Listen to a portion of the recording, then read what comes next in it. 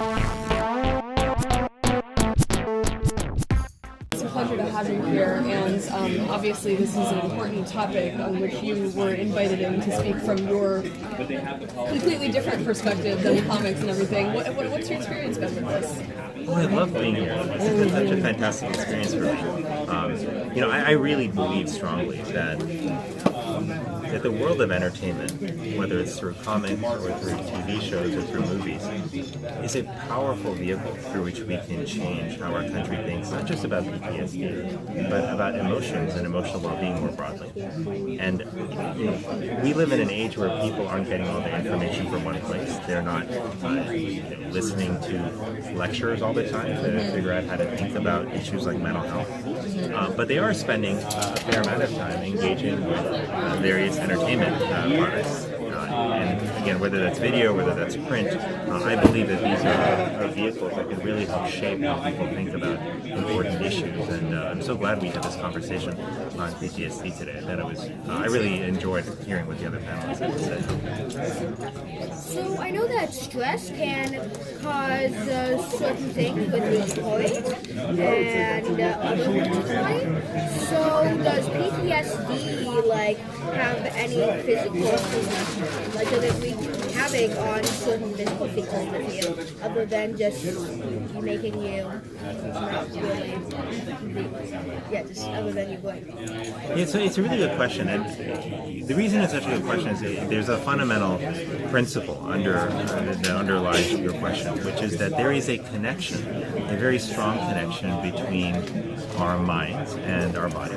Right? And while that seems obvious, it seems obvious that your head is connected to the rest of your body. The truth is, the way in which medicine and society have functioned for a long time has been to treat those as two very separate entities. Right? So people, doctors have traditionally focused on healing your body, but have not paid nearly as much attention to your mind and to your emotions. When it comes to PTSD, what we find is that many people who are living with PTSD are experiencing a high degree of stress. PTSD is a stressful condition for many people. It involves higher rates of anxiety. It involves depression as well. And we know that stress has a negative impact on our body. But there are two types of stress. So there's acute stress. So if I, for example, go to the gym and I pick up a barbell and I lift that, right, I'm stressing my muscle. But if I stress it and then I relax it, and I stress and I relax it, and I stress and relax it, over time I'll actually build that muscle. But imagine for a moment if I take a barbell and I hold it for 24 hours like this, I'm going to actually do a lot of damage to my muscle. And that's the difference between acute and chronic stress. So when you have stress that's prolonged, experienced over a long period of time, that can increase the level of inflammation in your body, and that can lead to damages to your tissues, to blood vessels, can increase your risk of heart disease, of diabetes, of arthritis, and a host of other physical conditions that we really care about. So that's why it's so important that we recognize that PTSD is not just a whole separate illness that's out there that's disconnected from everything else, but it's connected to our physical body. Our mental health and our physical health are tied together. As a person of color, have you noticed that it seems a little bit less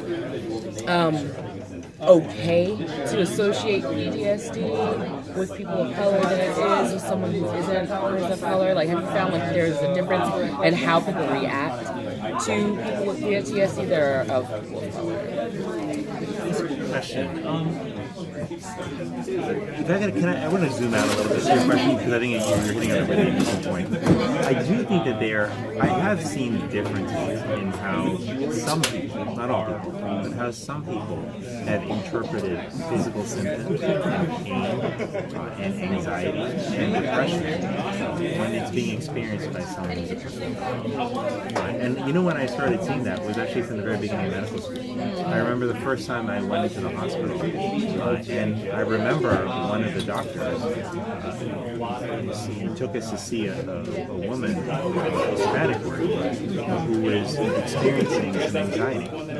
And then right after that, we went to see was a woman who was white who was also experiencing anxiety, and I was so struck by the difference in how he talked about this to her. And he really downplayed the symptoms of the first one, saying, this folks like this who come in, often have complaints like this, and we can't get too worked up about it. But with the second patient, her symptoms are speaking a lot more seriously. And that's not everyone. I mean, the vast majority of doctors and nurses that I have worked with have actually been very good about recognizing that these symptoms, they're important to recognize regardless of the racial or ethnic background of the person they're coming from.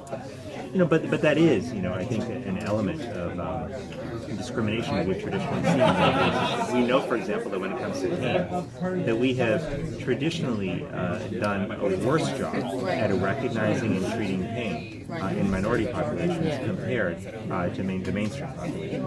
And so, this is why health equity is such an important issue and a value for us to infuse into medical training, into our public health strategy, into our overall awareness. Because until we ensure that we are not only treating everyone the same, but ensuring that we are getting everyone to equally as good outcomes for their health, then we can't rest. We can't be satisfied. And thank you for using equity and not equality.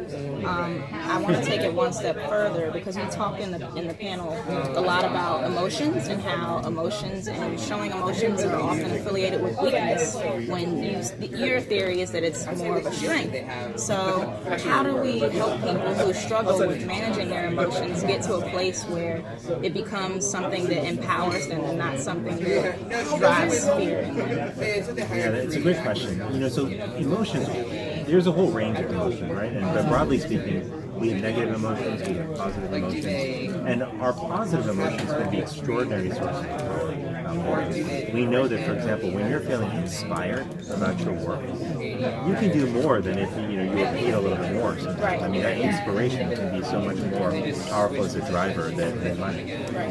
Similarly, when you're excited about an idea, you might stay up all night working on that idea. I mean, your positive emotions can drive you to do extraordinary things. And of course, the most powerful positive emotion of all is love. And people do incredible, crazy, extraordinary things. And so positive emotions are extraordinarily powerful. But if you want people to be able to harness the power of positive emotions, you really need to not only help them recognize the power of emotions, but also help them understand how to manage negative. Because all of us are going to experience negative emotions. We're going to have anxiety, we're going to have anger, we're going to be frustrated, we're going to be disappointed. And the real question is, what do we do in those moments? How do we react?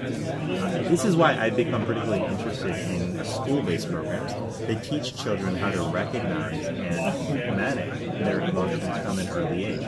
I never had those kind of programs in school when I was growing up. But I just recently, a few weeks ago, visited a program in Emden, Connecticut. It was a program called the Ruler Program that was implemented in an elementary school that's been teaching children about how to think about and interpret and manage their emotions as well as the emotions of other people. When I went there, I was so struck by how fluent the children were in talking about emotions. It was amazing. I felt like I was talking to a group of people who were maybe 20 years older than me. But I also know people who are 20 years older who just don't know how to talk about it. So the point is, we have to, in the same way that managing your physical body and getting physically fit is a skill that you have to learn. Emotional fitness is also a skill that has to be learned. And right now, our default position in society is that you should get that from somewhere, but it's no one's responsibility to make sure the children have it. We think it's the school's responsibility to make sure you can add and subtract and multiply and divide. We think the school should make sure you can read and write. But whose responsibility is it to make sure that our children are emotionally fit, to make sure that they know how to manage their emotions?